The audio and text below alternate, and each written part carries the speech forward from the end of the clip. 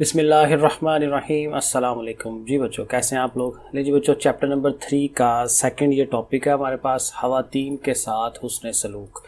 تو اس کو ہم تفصیل سے پڑھتے ہیں، پڑھنا ضروری ہے کیونکہ اس میں ایم سی کیوز ہوں گے، شارٹ کویسچنز ہوں گے اور لانگ بھی ہے، ظاہر ہے جو ایکسرسائز کے علاوہ چیزیں بھی آ جاتی ہیں۔ تو چلے اس کو پڑھتے ہیں۔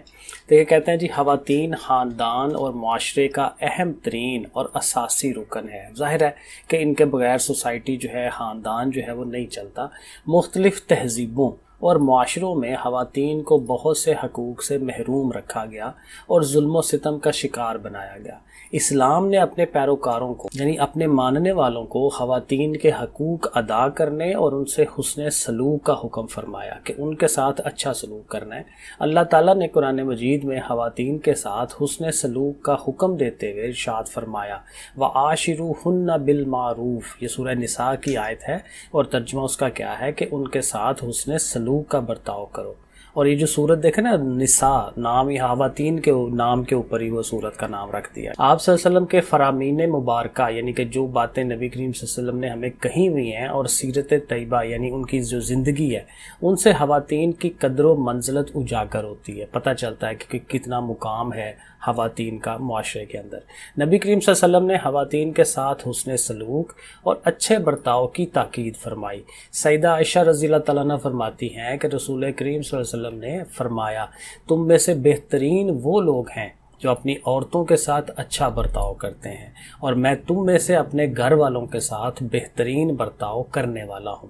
یعنی بتا رہے ہیں کہ نبی کریم صلی اللہ علیہ وسلم خود جو ہے وہ کتنا اچھا برتاؤ کرتے ہیں، سب سے بہترین رویہ ہے ان کا، اور ظاہر ہے کہ وہ کہہ رہے ہیں کہ مسلمانوں میں جو بہتر لوگ ہیں وہی ہیں جو اپنے خواتین کے ساتھ اچھے ہیں۔ ایک حدیث مبارکہ میں نبی کریم صلی اللہ علیہ وسلم نے ایسے شخص کو جنت میں اپنے ساتھ کی بشارت عطا فرمائی جو بیٹیوں کی اچھی تربیت کرتا ہے۔ یعنی بیٹیوں کی اچھی تربیت کر دیں تو جنت میں جانا ہی جانا ہے، اور اوپر سے نبی کریم صلی اللہ علیہ وسلم کے بالکل ساتھ ہوں گے۔ آپ صلی اللہ علیہ وسلم نے فرمایا، جس نے 2 بیٹیوں کی پرورش کی یہاں تک کہ وہ بالغ ہو گئیں یعنی کہ بڑی ہو گئیں، تو آپ صلی اللہ علیہ وسلم نے اپنی انگلیوں کو ملاتے ہوئے فرمایا کہ میں اور وہ قیامت کے دن اس طرح قریب ہوں گے۔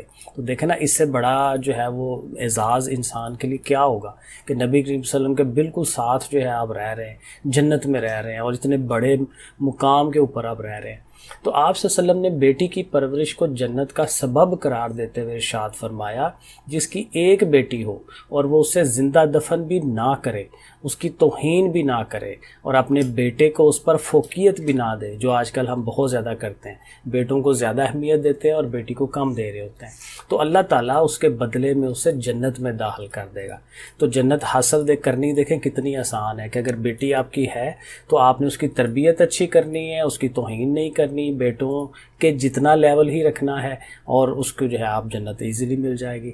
نبی کریم صلی اللہ علیہ وسلم نے عورت کو وہ عزت دی کہ قیامت تک کے لیے اس کا مقام اور مرتبہ سب پر واضح ہو گیا۔ اب یہ ان کا جو کام ہے کہ نبی کریم صلی اللہ علیہ وسلم نے کیسے زندگی گزاری تھی اور ان میں خواتین کا کیسے انہوں نے جو ہے احترام کیا۔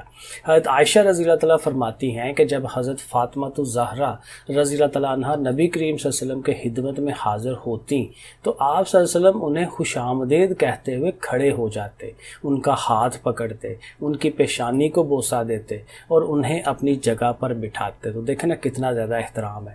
نبی کریم صلی اللہ علیہ وسلم نے جنت ماں کے قدموں میں قرار دی۔ ایک موقع پر آپ صلی اللہ علیہ وسلم نے ارشاد فرمایا، ماں کی خدمت کو لازم پکڑو کیونکہ جنت اس کے قدموں میں ہے۔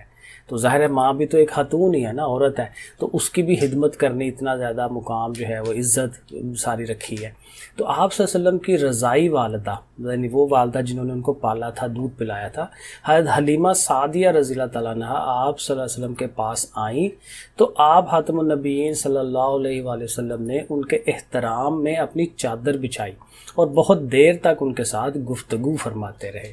تو یہ ساری باتوں سے یہی نظر آ رہا ہے کہ خواتین کا احترام کرنا بڑا ضروری ہے۔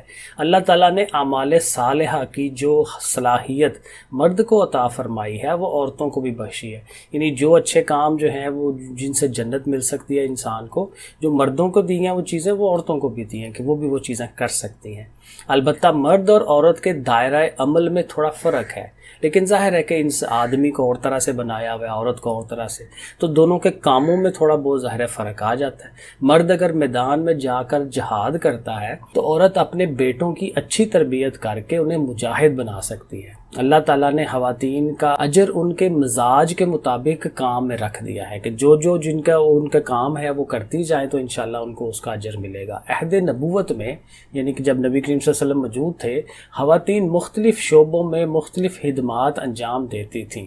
ایک مرتبہ خواتین نے حضور صلی اللہ علیہ وسلم سے عرض کیا کہ مرد آپ سے زیادہ استفادہ حاصل کرنے کی وجہ سے ہم سے سبقت لے گئے ہیں، کیونکہ ہر ٹائم تو آدمی سارے جو ہے ان کے پاس بیٹھے رہتے تھے اور جو ہے ان سے سبق ملنا اور ساری چیزیں سمجھنا، تو وہ کہہ رہی تھی کہ یہ تو پھر مرد ہم سے سبقت لے جاتے ہیں، تو آپ صلی اللہ علیہ وسلم ہماری تربیت کے لیے کوئی دن مقرر فرما دیجئے۔ تو آپ صلی اللہ علیہ وسلم نے ان سے ایک دن کا وعدہ فرمایا۔ اس دن آپ صلی اللہ علیہ وسلم خواتین سے ملاقات فرماتے اور انہیں تعلیم دیتے۔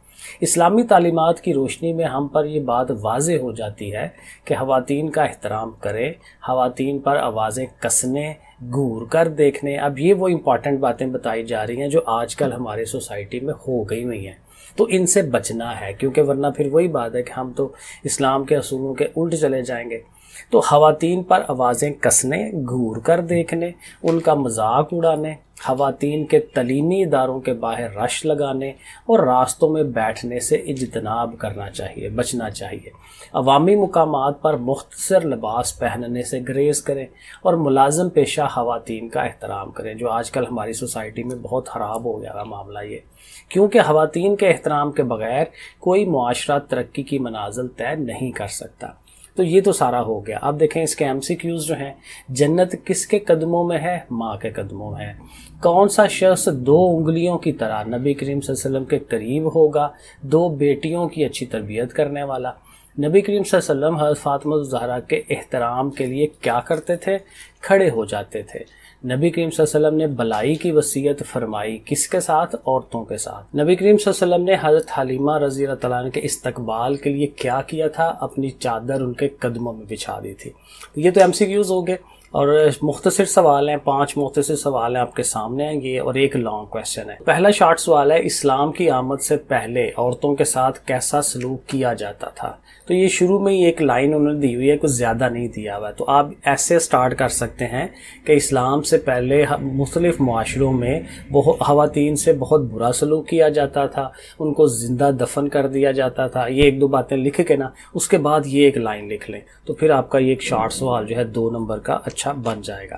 نمبر 2 کویسچن ہے، نبی کریم صلی اللہ علیہ وسلم نے خواتین کی تربیت کے لیے کیا اقدامات کیے؟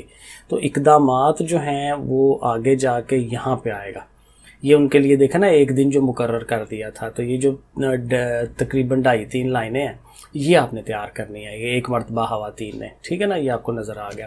پھر کویسچن نمبر 3 ہے کہ حضرت فاطمہ الزہرا کی آمد پر نبی کریم ان کے ساتھ کس طرح کا سلوک فرماتے تھے؟ تو یہ کویسچن نمبر 3 کا آنسر ہمارا جو ہے وہ یہاں پہ ہے۔ حضرت عائشہ رضی اللہ فرماتی ہیں کہ جب یہاں، ٹھیک ہے نا، تو یہ 2-3 لائنیں اس کی یہ بنتی ہیں کہ انہیں اپنی جگہ پر بٹھاتے، یہ والا ہو جائے گا۔ 2 بیٹیوں کے ساتھ حسن سلوک کرنے والے کے بارے میں نبی کریم صلی اللہ علیہ وسلم نے کیا ارشاد فرمایا؟